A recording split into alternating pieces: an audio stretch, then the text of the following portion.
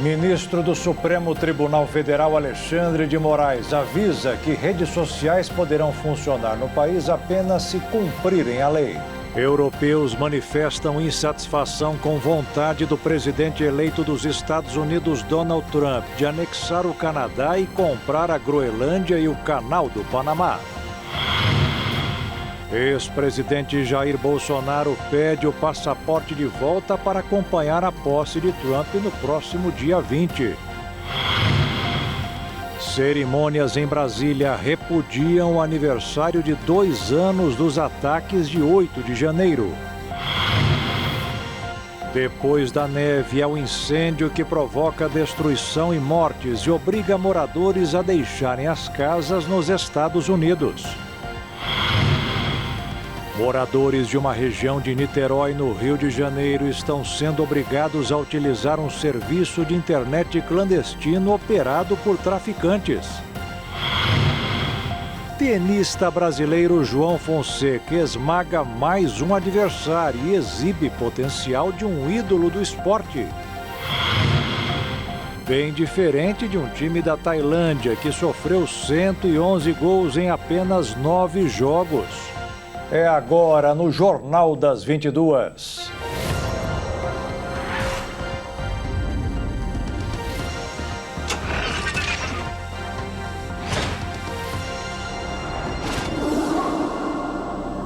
Olá, boa noite. Depois da neve, é a vez do fogo levar morte e destruição a uma parte dos Estados Unidos. Um incêndio florestal provocado por ventos fortes está varrendo uma zona de Los Angeles. Mais de 80 mil pessoas tiveram que deixar suas casas. De acordo com as autoridades americanas, mais de 30 mil pessoas estão sob ordem de evacuação na zona de Pacific Palisades, em Los Angeles, depois de um incêndio florestal provocado por ventos extremos ter devastado a área na terça-feira à noite. O chefe dos bombeiros de Los Angeles afirmou que 10 mil casas estão ameaçadas de serem destruídas pelo incêndio na Zona Rica, que é pontuada por residências de celebridades. O governador da Califórnia, Gavin Newsom, disse que encontrou muitas estruturas já destruídas durante uma visita à área afetada, embora tenha avaliado que era demasiado cedo para ver a extensão dos danos. O Serviço Nacional de Meteorologia dos Estados Unidos advertiu que a previsão é que os ventos aumentem durante a noite, num fenômeno que pode ser um dos mais fortes e com maior risco de vida a atingir o sul da Califórnia em mais de uma década. Os ventos estão fazendo com que 2 incêndios em Palisades e um outro a cerca de 40 quilômetros, a nordeste, em Altadena, que também deu origem a ordens de evacuação. Na manhã desta quarta-feira, os bombeiros registraram um terceiro incêndio em crescimento na zona de Pasadena. As celebridades recorreram às redes sociais para descrever a sua experiência com o incêndio, com o ator James Woods a publicar imagens das chamas a arderem nos arbustos e palmeiras perto da sua casa. Os incêndios provocaram também o entupimento das estradas, uma vez que os residentes fugiram para evacuar, tendo alguns saltado dos seus veículos para fugir do perigo. O presidente dos Estados Unidos, Joe Biden, que está a poucos dias do fim do mandato, disse que está em comunicação com as autoridades estaduais e locais e ofereceu toda a assistência federal necessária para ajudar a suprimir o terrível incêndio. Segundo as autoridades americanas, os recentes ventos secos e a falta de chuva, a longo prazo, contribuíram para temperaturas acima da média no sul da Califórnia, o que fez com que o fogo se propagasse com mais rapidez. O número de mortos pelos incêndios aumentou para 5. 1.000 residências já foram queimadas e, diante do fogo sem controle, o presidente Joe Biden declarou a situação como grande desastre da Califórnia e mandou aviões-tanque para ajudarem no combate às chamas. E aqui no Brasil é a chuva. Em Minas Gerais, muitos carros foram arrastados e algumas pontes caíram. Na cidade de Dom Silvério, o prefeito Zé Braulio até usou uma corda para ajudar os moradores que ficaram ilhados. Outras pessoas também fizeram um cordão humano para contribuir com o resgate. A tempestade que atingiu Dom Silvério, na região da Zona da Mata, em Minas Gerais, nesta terça-feira, derrubou 9 pontes, 3 dentro da área urbana e 6 na zona rural. Deixou a cidade no escuro e ainda levou muita lama para dentro das casas. O município tem 5.228 habitantes e foi totalmente afetado pela chuvarada. Os moradores tiveram que sair de suas moradias no meio da enxurrada. Alguns contaram até com a ajuda do próprio prefeito da cidade, Zé Braulio, que usou cordas no resgate. Minas Gerais tem 41 municípios em situação de emergência devido às tempestades nos últimos dias. As cidades de Conceição do Pará, na região centro-oeste, Coronel Fabriciano, no leste, e Nepomuceno, no sul, estão em estado de calamidade pública. 11 pessoas morreram no atual período chuvoso no estado, iniciado no fim de setembro. A maior parte dos óbitos foi em dezembro. Os dados constam no Boletim da Defesa Civil de Minas Gerais desta terça-feira. Ao todo, 1.268 pessoas estão desalojadas no estado e outras 183 desabrigadas. Na manhã desta quarta-feira, um mutirão de limpeza reuniu 150 pessoas. No fim da manhã, o abastecimento de água e fornecimento de energia elétrica foram normalizados. Os moradores de uma região de Niterói, no Rio de Janeiro, estão sendo obrigados a utilizar um serviço de internet clandestino operado por traficantes. E é pegar ou largar, porque os técnicos das operadoras não podem entrar na região dominada pelos criminosos. O domínio e o poder do crime organizado continua latente no estado do Rio de Janeiro. Moradores da região do Parque Orla, em Piratininga, na região oceânica de Niterói, estão relatando que traficantes estão barrando os serviços de internet fornecidos por operadoras. E o único serviço permitido é a contratação da internet clandestina, controlada pelos próprios criminosos. Atualmente, o problema tem atingido principalmente as comunidades da Barreira e Ciclovia. Enquanto isso, os moradores dizem que se sentem de mãos atadas, alegando que mesmo enviando reclamações às operadoras, entendem que não há nada que possa ser feito. Estes mesmos relatos também revelam que os traficantes possuem pontos de monitoramento com olheiros para garantir que esta regra não seja burlada. Já aqueles que foram obrigados a adquirir a internet clandestina lamentam a instabilidade do serviço e os preços altos, com a opção de plano mais barato custando na faixa dos R$100. Uma das operadoras que tiveram os serviços interrompidos revelou em nota enviada aos clientes que a região enfrenta problemas de segurança pública e que, por medidas preventivas, as equipes técnicas não poderão entrar e prestar qualquer atendimento no local, em razão de ameaças físicas aos técnicos. A empresa ainda completou dizendo que a situação foge do controle da operadora e que não há previsão para normalização. Os órgãos de segurança pública já foram acionados por essas empresas e, de acordo com a Polícia Civil, o fato vem sendo apurado pela 81ª Delegacia de Polícia em Itaipu, que investiga a ação de grupos criminosos na região. No entanto, este não foi o primeiro caso. Em 2021, operadoras de internet em bairros como Piratininga, Jacaré e Engenho do Mato, bairros que também ficam situados na região oceânica de Niterói, já vinham realizando denúncias semelhantes. Na época, a Polícia Civil apresentou a mesma resposta.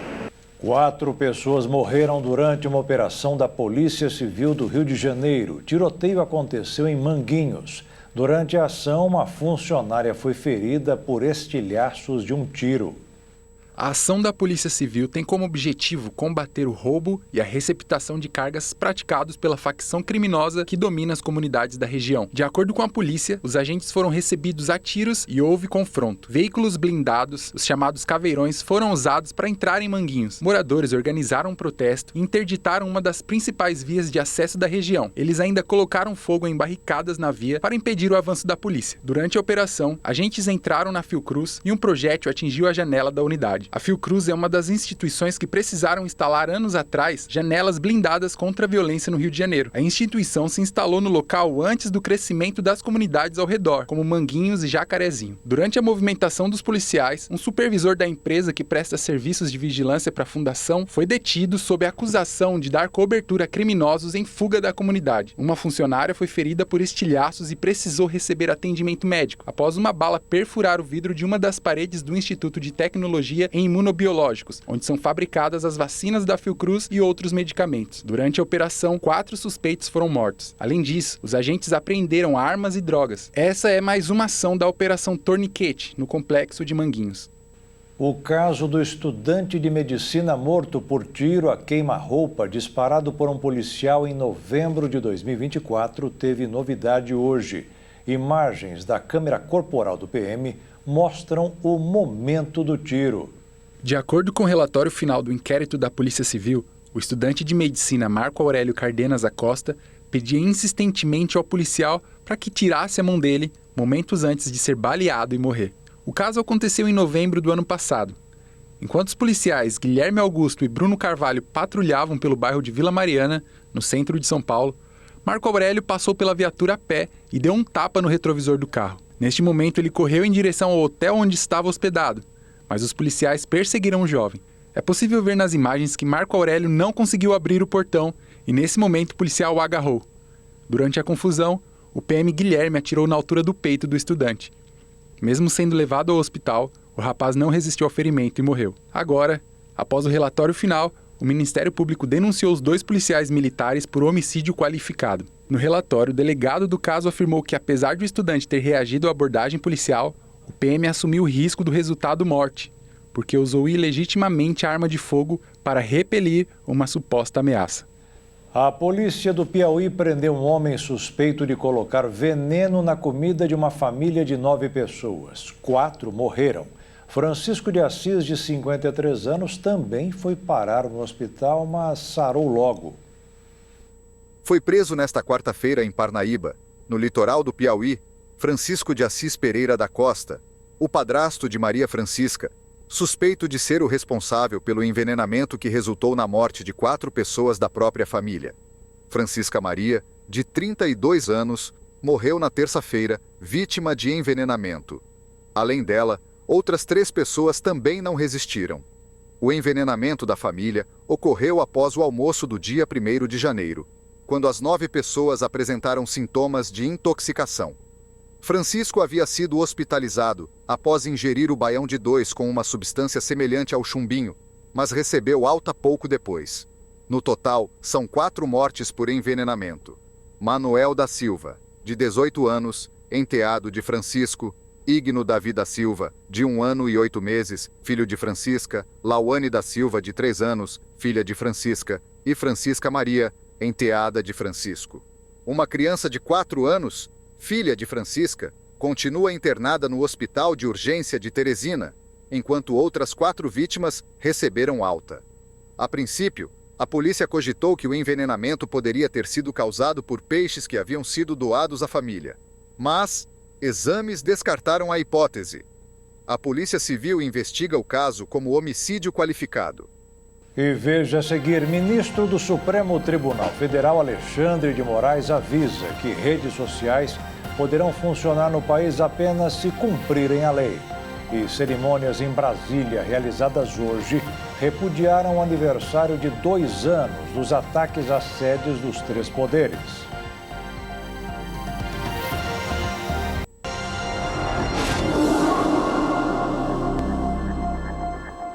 O presidente Luiz Inácio Lula da Silva disse hoje que todas as pessoas que atuaram nas manifestações que contestaram o resultado das últimas eleições serão punidos. A declaração foi dada no dia em que os atos completaram exatamente 2 anos.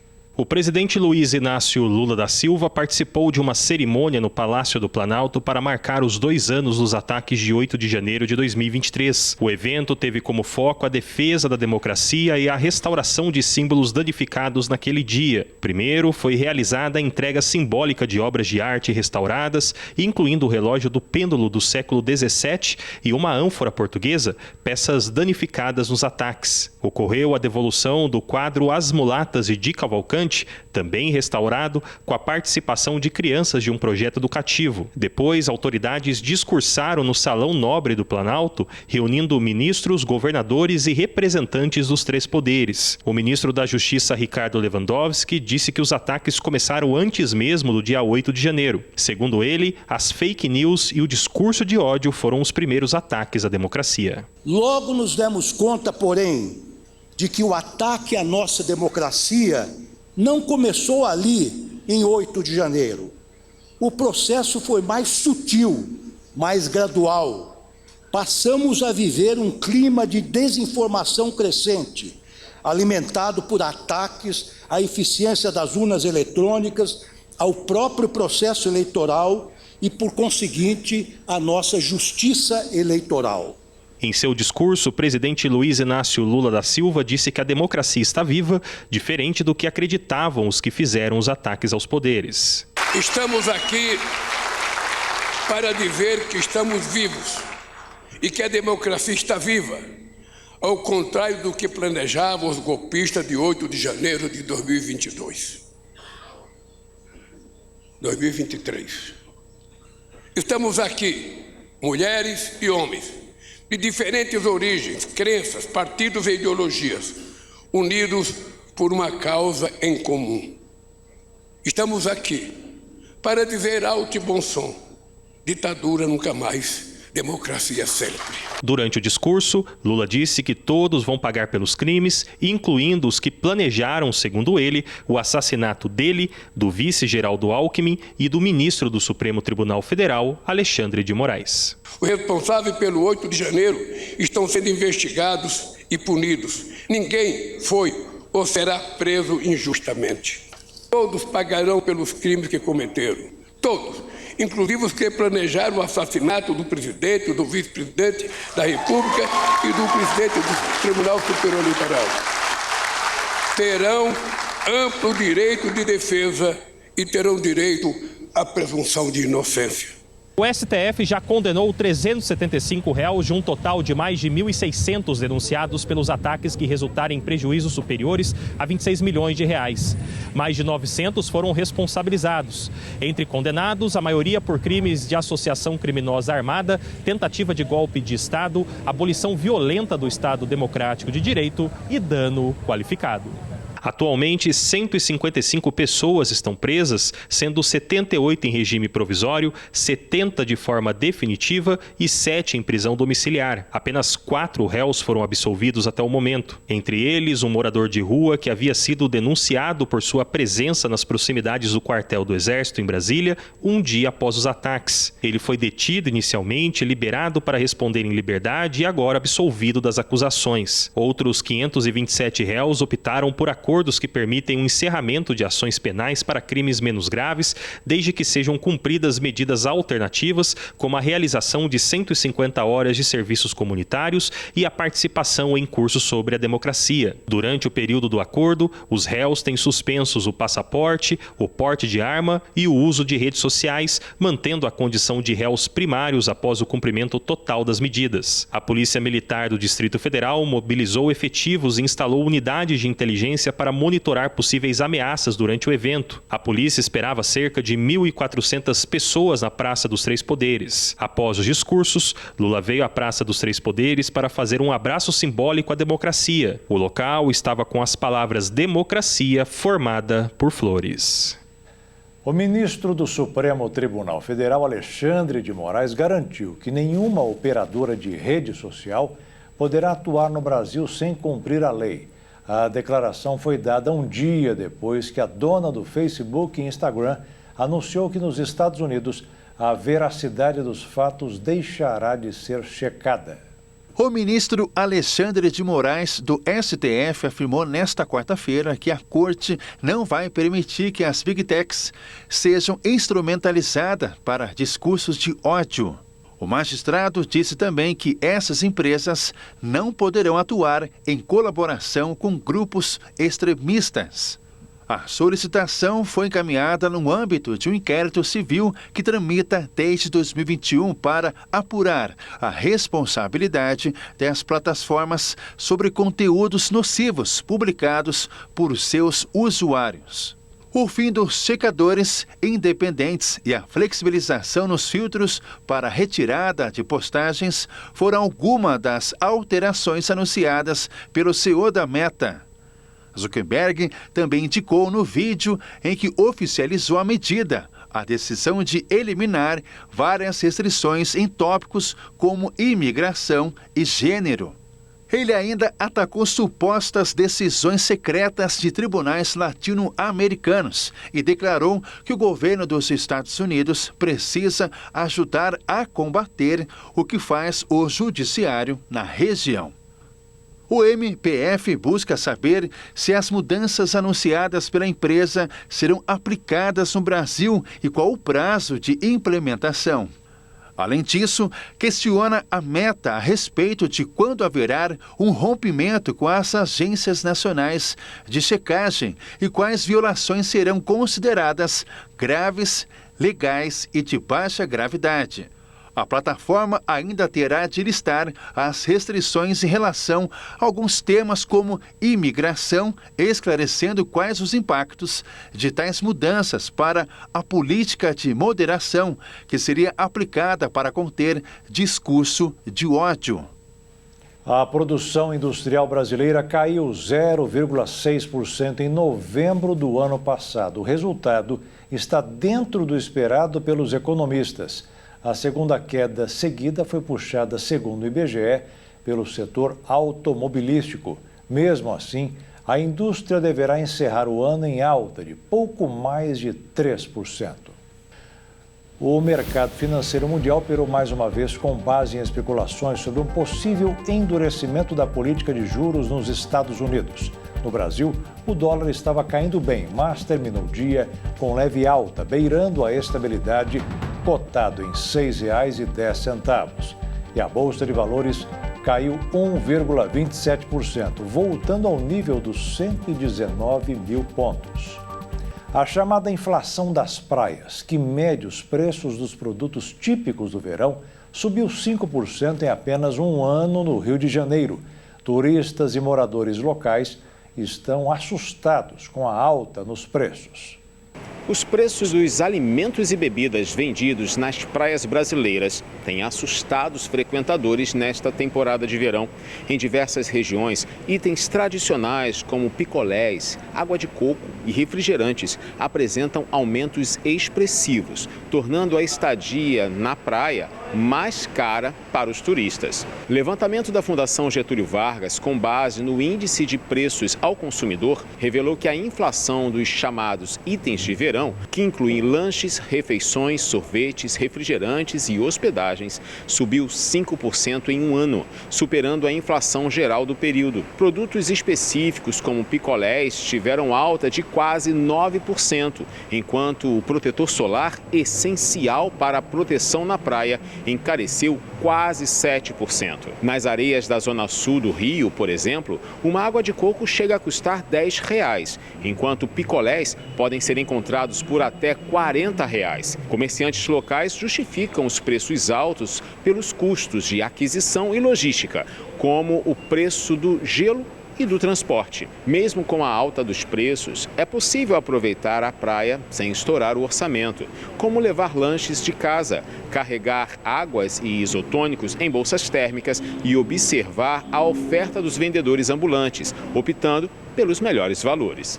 Enquanto as crianças aproveitam as férias, os pais já começaram a fazer pesquisas para a compra dos novos materiais escolares.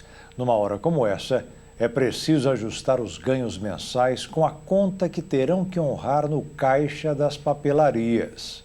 Mais um ano letivo se inicia em 2025 e enquanto as crianças ficam na expectativa para ter os novos materiais escolares em mãos, os pais e responsáveis sentem no bolso os gastos. A expectativa é da gente chegar antes para poder ver se consegue acompanhar o preço, verificar se tem um preço mais em conta Mas é isso, veio um pouquinho antes, já tenho feito a pesquisa desde dezembro. Já tenho encaminhado para as livrarias também a lista de materiais desde dezembro e aí eu conseguia fazer um acompanhamento bom.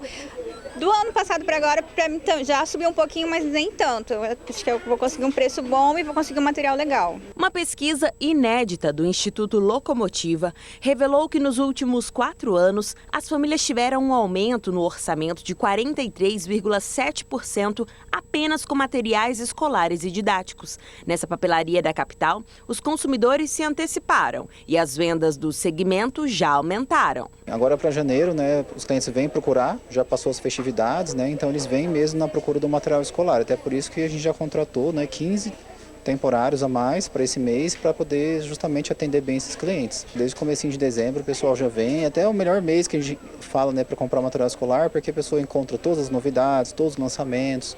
Grande parte dos materiais escolares são importados e por conta do aumento do dólar, o impacto é direto. Por isso, os 49,3 bilhões gastos em 2024, neste ano de 2025, terão um aumento de 5 a 9%. Aí fica fora do orçamento os valores, né? Até porque os materiais subiram bastante. Então você tem que se adequar. E a dica para não sentir tanto no bolso é antecipar as compras, já que a tendência é um aumento dos preços a partir da segunda semana de janeiro. Conforme vai iniciando as aulas, né? Já tem algumas escolas que a entrega do material para a semana que vem, né? Então isso aumenta já a demanda, aumenta a procura. As pessoas também vão retornando das férias, das viagens, né? Então já vão também resolvendo a parte do material escolar. Isso também faz com que aumente a demanda. E veja a seguir, ex-presidente Bolsonaro pede o passaporte de volta para acompanhar a posse de Trump no próximo dia 20.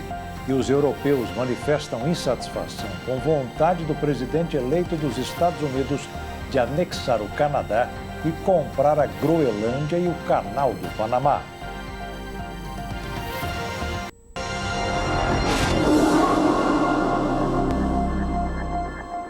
O ex-presidente Jair Bolsonaro pediu que o Supremo Tribunal Federal devolva o seu passaporte. Sem o documento que está retido desde fevereiro do ano passado, ele não poderá atender ao convite para acompanhar pessoalmente a posse do presidente eleito dos Estados Unidos, Donald Trump. O ex-presidente Jair Bolsonaro entrou em uma solicitação ao ministro do STF, Alexandre de Moraes, para a devolução do passaporte para comparecer à posse do novo mandato do presidente dos Estados Unidos, Donald Trump, que acontecerá no dia 20 de janeiro. Bolsonaro republicou o vídeo do filho, o deputado federal Eduardo Bolsonaro, e agradeceu o convite do líder norte-americano. Segundo Eduardo, o pai é alvo de um inquérito que apura a suposta participação do ex-chefe do executivo em uma tentativa de golpe. O documento de Bolsonaro está retido desde fevereiro de 2024, depois de uma operação da Polícia Federal autorizada por Moraes, nas investigações sobre a suposta organização criminosa envolvida na tentativa de golpe com o intuito de manter o ex-presidente no poder. Na época, os agentes da PF estiveram na residência de Bolsonaro em Angra dos Reis, no Rio de Janeiro, para apreender o passaporte, mas os documentos não estavam na residência.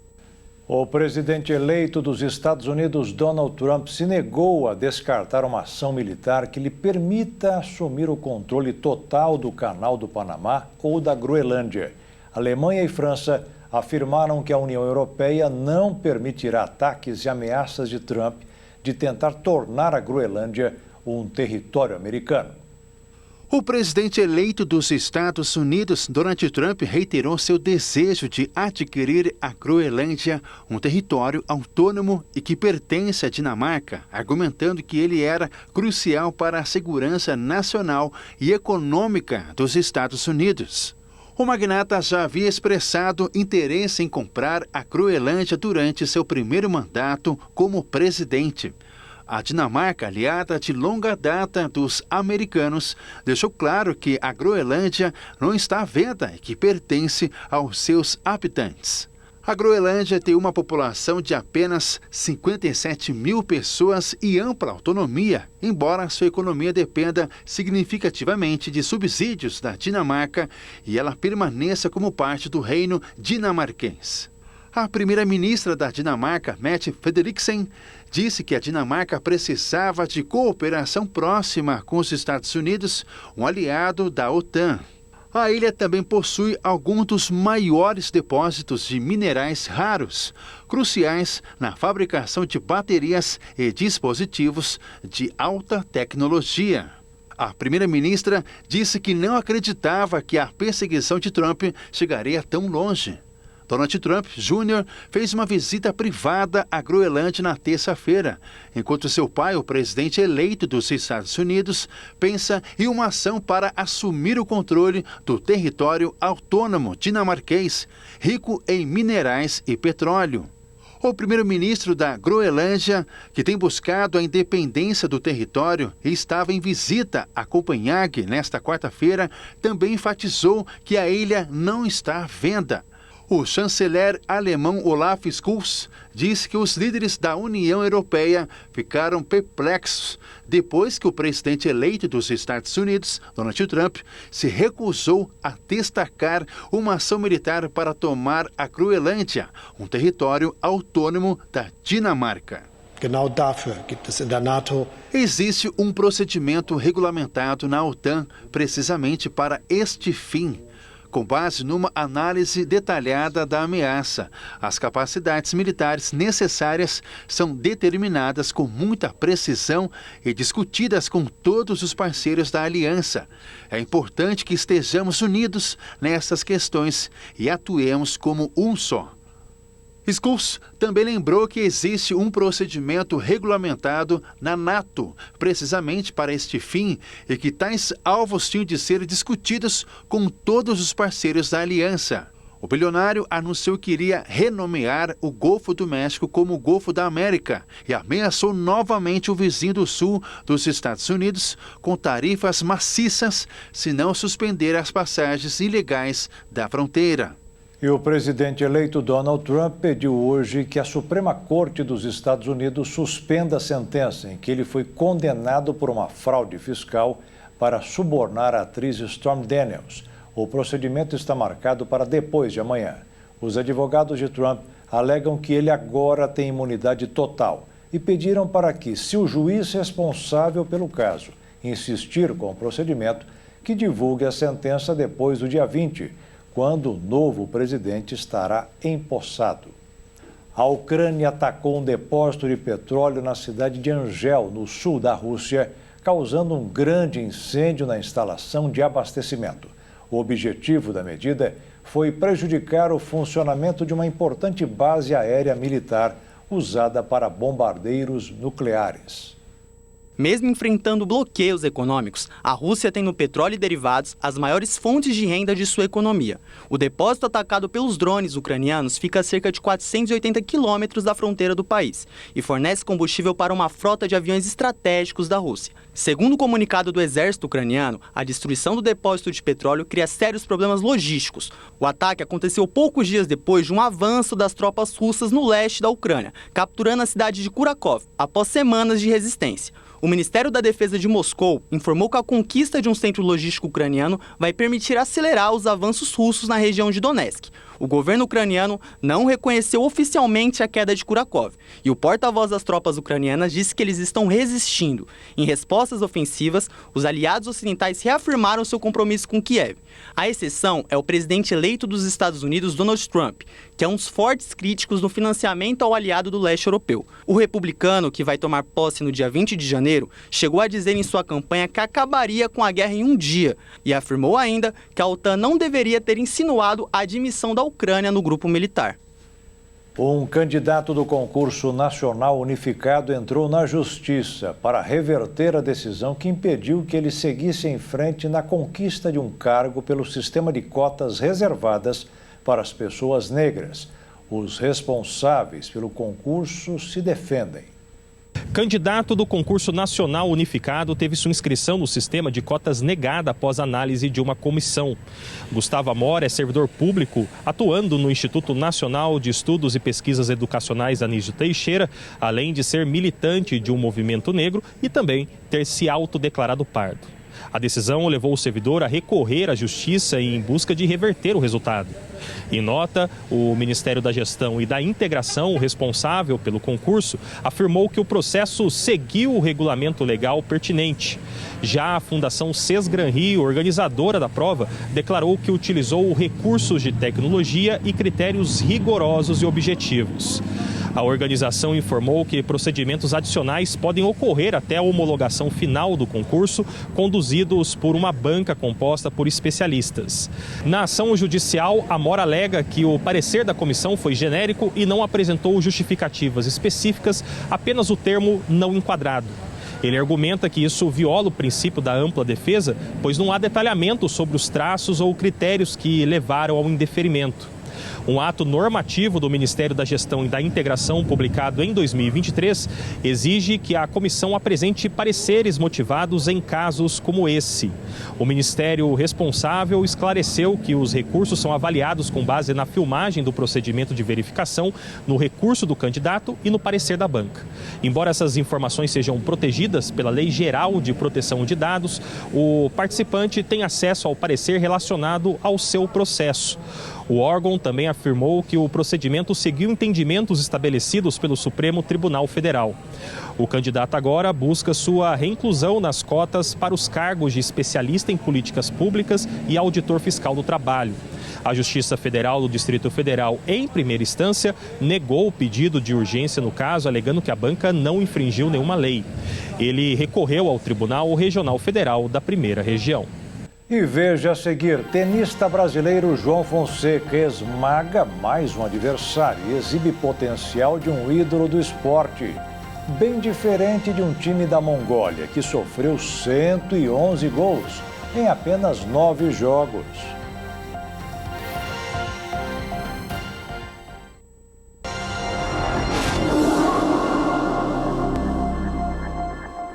Os casos de coqueluche no Brasil aumentaram mais de 2.000% no ano passado em relação a 2023. Com isso, os números da doença atingiram o nível mais alto dos últimos 9 anos.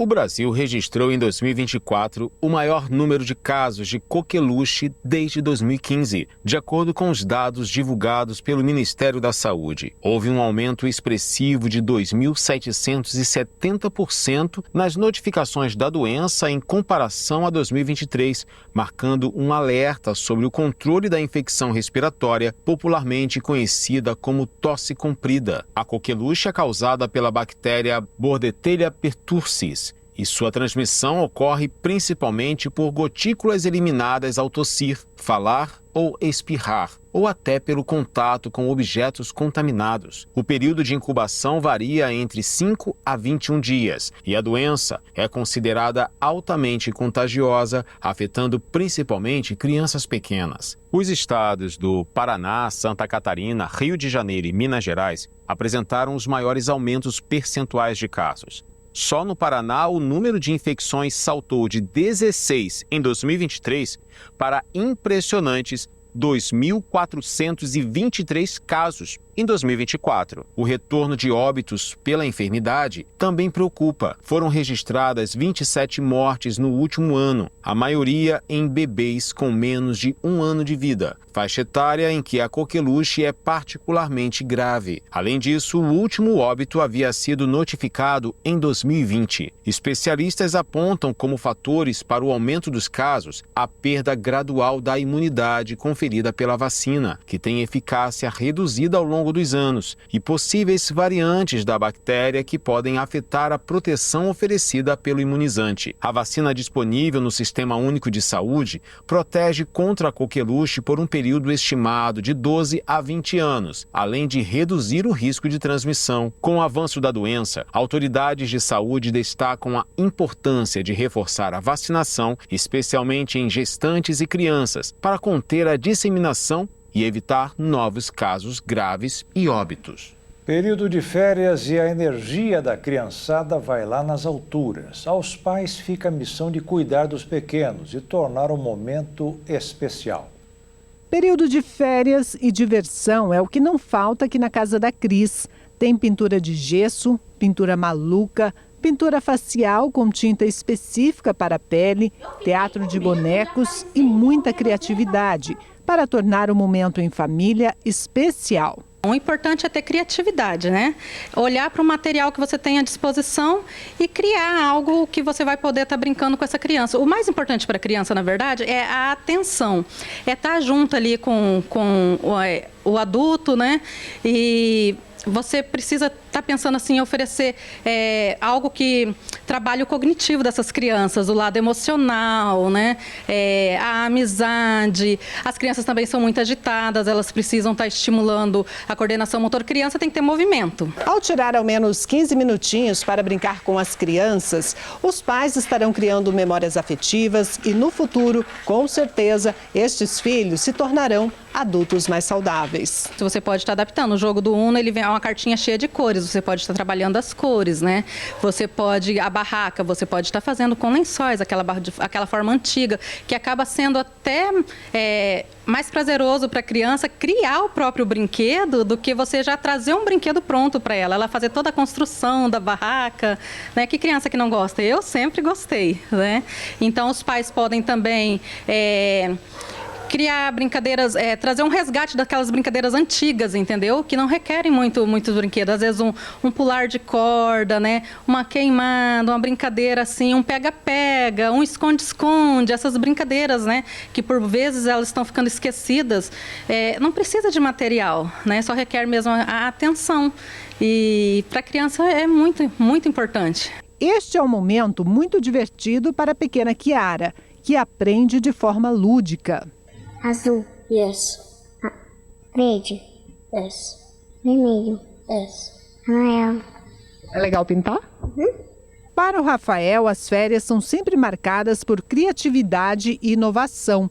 Além das brincadeiras mais atuais, ele aproveita o momento para aprender aquelas mais antigas, que até a mãe brincava. Tá sendo muito legal brincar com minha mãe e minha irmãzinha.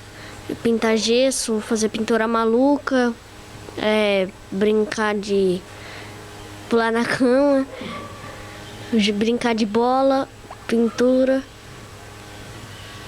pular corda, queimada, esconde-esconde, pega-pega. Que tal prepararmos uma massinha de modelar caseira com ingredientes que tem na cozinha?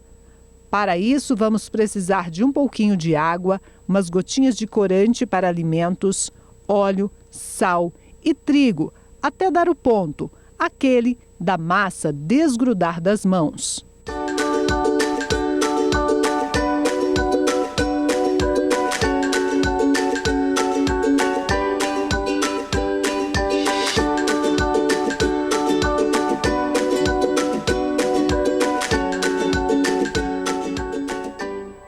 Ter o faro apurado e alta resistência física são marcas importantes dos animais que prestam serviço ao setor público. Mas não são apenas os cães que estão aptos a ocupar um cargo no setor. Os gansos, por exemplo, também trabalham na área. Um dos mais conhecidos bichos profissionais são os cães de faro, que apoiam órgãos como a Polícia e a Receita Federal na busca por pessoas, drogas e, recentemente, até dinheiro. Na Receita, os cachorros passam por um centro de treinamento em Vitória, no Espírito Santo, onde os treinadores do órgão têm a responsabilidade de ensinar o animal a encontrar o criminoso ou objeto do crime. Segundo uma treinadora da Receita Federal, o faro dos cães os ajuda a identificar os entorpecentes. Independentemente de quais sejam, eles passam por um treinamento que dura, em média, 6 meses, segundo a instrutora. Ao fim, são enviados a uma unidade da Receita, onde são designados a um condutor específico, que passa por treinamento para assumir a função. A cada ano, o órgão tributário adquire novos cães, que têm características físicas diferentes dos animais de estimação. Isso porque os pets costumam passar por seleção artificial para serem mais facilmente adquiridos por humanos. Já no caso dos cães de faro, a raça é pouquíssimo modificada, para manter traços que ajudam na caça e na locomoção. Os cães da Receita precisam ser possessivos e gostar de brincar de bola, uma vez que a busca pelo entorpecente simula um jogo. Se o cachorro identifica o odor da droga, ele deita ou senta como forma de sinalizar ao condutor. Depois, recebe a bolinha, que é um estímulo para o bicho trabalhar. Os animais têm um ciclo de trabalho parecido com o dos servidores. Segundo a analista, costumam entrar de férias junto com o condutor e podem se aposentar quando chegam aos 8 anos. Depois, são, em geral, adotados pelo próprio condutor. Além de farejadores, cachorros são conhecidos por terem um bom desempenho na guarda em alguns órgãos públicos. Mas não é o caso do Complexo Penitenciário do Estado, em Santa Catarina. Lá, eles foram substituídos por gansos, usados para impedir a fuga de presos. As aves ficam numa área verde entre o muro externo do presídio de segurança máxima e a grade interna, que cerca o local onde ficam os detentos. Por serem muito territorialistas, os gansos emitem sons altos se alguém invade o espaço, o que auxilia no trabalho dos agentes. A ideia de inserir as aves no presídio partiu de um servidor que criava o bicho em uma fazenda. Por saber que o ganso é um animal territorialista, sugeriu isso ao gestor, que acatou a proposta. Segundo o major, os gansos nem precisaram passar por treinamento. Só foram colocados ali e estavam preparados para o serviço. Além da área verde para circular, eles contam também com pequenos lagos, onde tomam banho e bebem água. O jovem prodígio do tênis João Fonseca venceu nesta madrugada e está a apenas uma vitória de se classificar para seu primeiro Grand Slam. O novo xodó do esporte brasileiro, João Fonseca, venceu mais uma no qualifier do Australian Open, que é a fase classificatória antes do torneio. Na madrugada desta quarta-feira, o carioca de 18 anos deu um novo show na quadra de Melbourne. Assim como na primeira rodada, João Fonseca ganhou um set inteiro sem perder um game sequer. Vitória que é apelidada de pneu. Com parciais de 6-0 e 6-3, o tenista venceu seu 12º jogo seguido e agora está a apenas uma vitória de se classificar para o seu primeiro Grand Slam. Sem muita dificuldade, João bateu seu adversário, o jovem Coleman Wong, de Hong Kong. Agora, o próximo desafio vem novamente da Argentina, Thiago Tirante, atual número 115 do ranking mundial e 2 posições abaixo de João Fonseca. Quem vencer estará automaticamente classificado para a chave principal do torneio. Um time da Mongólia não economizou para os adversários, fez história. Levou 111 gols em apenas 9 partidas. O clube é da primeira divisão e está sendo apontado como o pior time do mundo, o que desbancaria o nosso Ibis de Pernambuco do primeiro lugar da tabela. O Ibis sempre foi conhecido entre os amantes do futebol como o pior time do mundo. O clube adotou a piada na internet e diversas vezes brincou com isso em suas redes sociais. Mas esse título pode estar em risco. Isso porque o Tuf Erzaganut da Mongólia ameaça desbancar a fama do clube pernambucano. O time que é da primeira divisão da Mongólia conseguiu o incrível feito de tomar 111 gols em apenas 9 jogos e balançar as redes apenas 4 vezes na temporada. E olha que tinha goleiro. Os brasileiros não perdoaram e foram em peso às redes sociais provocar o clube, protegendo o título do Ibis como o pior time do mundo. O clube mongol foi fundado em 2018 e chegou na primeira divisão em 2021. Em todas as suas participações, nunca disputou o título e sempre foi um time de meio de tabela. Mas diante a péssima atuação na temporada, o clube caiu para a segunda divisão. Talvez um dia volte. E o Jornal das 22 termina aqui. Uma boa noite para você e fique na paz. Tchau.